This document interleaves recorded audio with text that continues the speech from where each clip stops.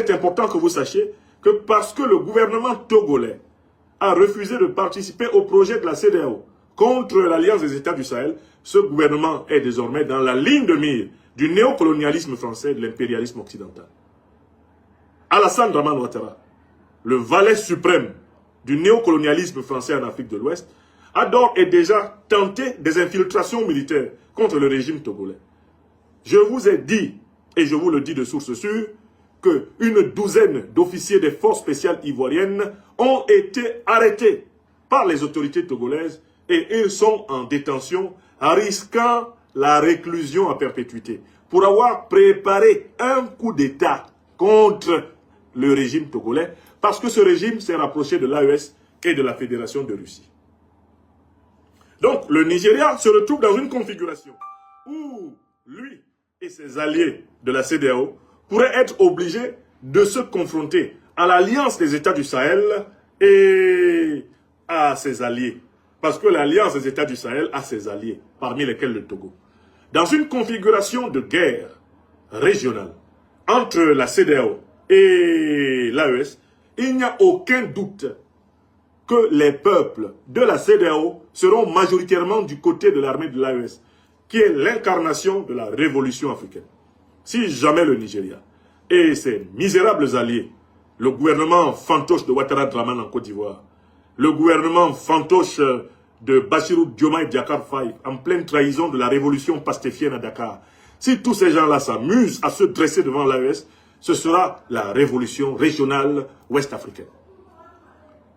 Les peuples sahéliens et leurs alliés se battront pour délivrer la sous-région de tous les valets du néocolonialisme français et de l'impérialisme occidental.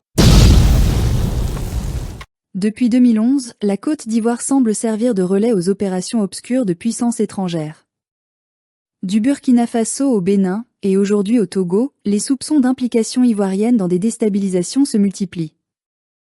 Mais derrière ces manœuvres, une vérité s'impose. Notre pays n'agit plus pour lui-même, mais pour d'autres.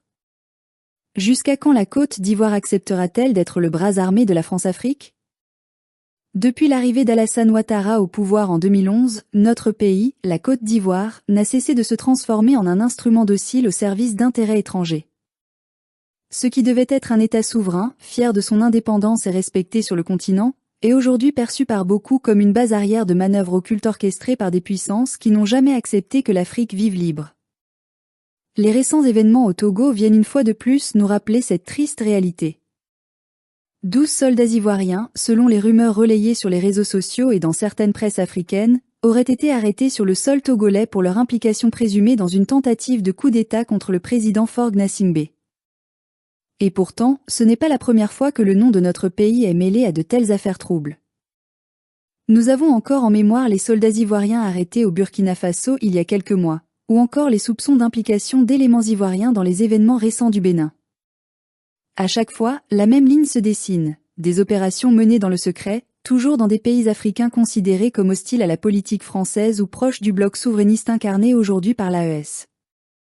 Mais posons-nous la question avec lucidité, qui donne ces ordres ?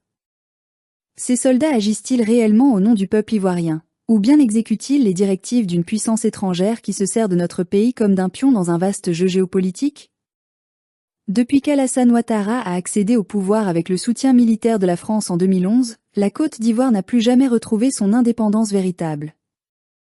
Elle est devenue, qu'on le veuille ou non, un poste avancé des intérêts occidentaux en Afrique de l'Ouest, une plateforme militaire, économique et politique destinée à contenir la montée du panafricanisme et des mouvements de libération nationale dans la région. Ce n'est pas une coïncidence si chaque fois qu'un pays africain ose remettre en cause l'ordre néocolonial, les doigts pointent vers Abidjan. Ce fut le cas après la rupture entre le Niger et la France, après les décisions courageuses du Mali, après les premières alliances du Burkina Faso avec la Russie. Et aujourd'hui, alors que le Togo tente lui aussi de se repositionner stratégiquement, voilà que la Côte d'Ivoire se retrouve de nouveau éclaboussée. Notre armée, censée défendre notre territoire et notre peuple, semble désormais servir d'outil pour exécuter des missions qui ne profitent ni à notre sécurité ni à notre souveraineté. Comment en sommes-nous arrivés là ? Comment un pays naguère admiré pour son hospitalité, sa stabilité et son leadership économique est-il devenu le théâtre de manipulations étrangères ? La réponse se trouve dans le choix politique qui a été fait en 2011, celui de confier le destin de la Côte d'Ivoire à un homme que tout lié à l'Occident, à ses réseaux financiers, à ses institutions économiques et à ses intérêts géostratégiques. Alassane Ouattara n'est pas seulement un président, il est le représentant d'un système.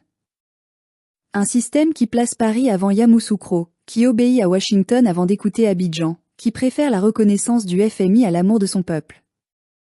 Et ce système, depuis plus d'une décennie, détruit lentement mais sûrement le peu de souveraineté qui nous restait.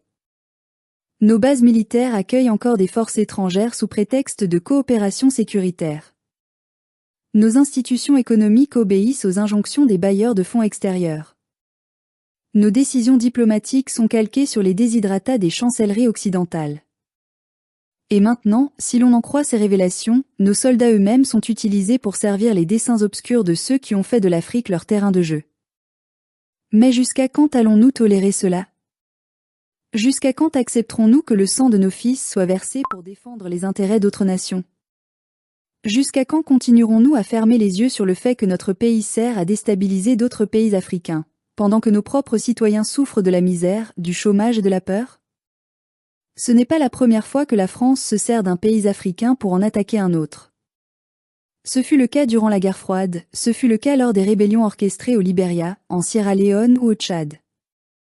Ce fut encore le cas lors de la crise ivoirienne de 2002, où la main étrangère n'était plus un secret pour personne. L'histoire se répète, mais cette fois avec des visages nouveaux, des méthodes plus subtiles, des complicités plus enracinées. Le drame, c'est que pendant que nos dirigeants se prêtent à ce jeu dangereux, l'Afrique se déchire. Au lieu d'unir nos forces pour construire, nous nous battons entre frères. Au lieu d'échanger nos richesses, nous échangeons nos balles. Au lieu de défendre nos frontières contre l'impérialisme, nous les ouvrons pour le servir. Et pendant ce temps, ceux qui tirent les ficelles, bien assis à Paris, à Londres ou à Washington, se frottent les mains. La vérité est crue, la Côte d'Ivoire, sous le régime Ouattara, est devenue le bras armé de la France-Afrique. Ce n'est pas le peuple ivoirien qui est responsable, c'est le pouvoir. Car jamais, dans son histoire, le peuple ivoirien n'a voulu être complice des souffrances de ses voisins. Nous avons toujours été un peuple d'accueil, de paix et de fraternité. Nous savons ce que c'est que de souffrir de la guerre, de perdre ses enfants, de voir son pays divisé. Comment pourrions-nous vouloir cela pour d'autres? Non, ce ne sont pas les Ivoiriens qui déstabilisent l'Afrique, mais ceux qui se servent de notre pays comme d'un cheval de Troie. Nous devons dire stop. Assez de cette instrumentalisation honteuse. Assez de cette diplomatie de la soumission. Assez de cette armée transformée en milice impériale. Nos soldats doivent protéger Bouaké, Korogo, Abidjan, et non aller semer le chaos à Lomé ou à Cotonou. Nos diplomates doivent travailler à l'union des peuples, et non à la division des nations africaines. Nos dirigeants doivent obéir à la Constitution, et non à l'ambassade de France. Ce qui se passe aujourd'hui au Togo, au Bénin, au Burkina Faso, au Niger, doit être un signal d'alarme pour tous les Africains. Car ce n'est pas seulement la souveraineté de ces pays qui est en jeu, mais celle de tout le continent. Si nous laissons une poignée de dirigeants, manipulés par des puissances étrangères, utiliser nos armées contre nos frères, alors nous aurons perdu bien plus que notre indépendance, nous aurons perdu notre âme. Mais tout n'est pas perdu. Il y a encore dans ce pays des hommes et des femmes debout, conscients, lucides, prêts à se battre pour la vérité. Des voix comme celle de Pulchéry Ballet, des patriotes, des journalistes courageux, des jeunes éveillés. Ils refusent que la Côte d'Ivoire continue d'être un instrument du néocolonialisme. Ils rappellent avec dignité que la vraie puissance d'un pays ne réside pas dans les armes, mais dans la justice et la souveraineté. Nous devons leur emboîter le pas. Nous devons retrouver le courage de dire non.